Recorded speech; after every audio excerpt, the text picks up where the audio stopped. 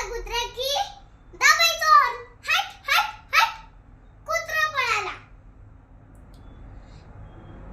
एकदा काय झालं, गावचे सरपंचच गाडी समोर आली. दाबला हॉर्न. हट हट हट. गावच्या सरपंचाला हट हट करताय काय? बघून घेऊ. मी घाबरलो. गाडीचा हॉर्नच काढून टाकला आणि एक पिशवी टांगली. त्याच्यात भरपूर दगड भरून ठेवले. आला कुत्रा की हाण दगड. आला कुत्रा की हाण दगड. एकदा काय झालं, झाडामागून घुरघुरण्याचा आवाज यायला लागला. वाटलं असेल कुत्रा घेतला दगड असा. हाण. म्हातारा खेकटायला लागला. शकुत्र्या, रगूत काढलास की रा मुस्कटे. तिथून पण पळून गेला.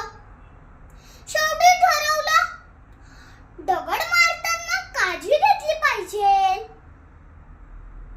पुढच्या घराकडे वळलं. हातून एक तरुण मुलगी बाहेर आली. जीवाला बरं वाटलं.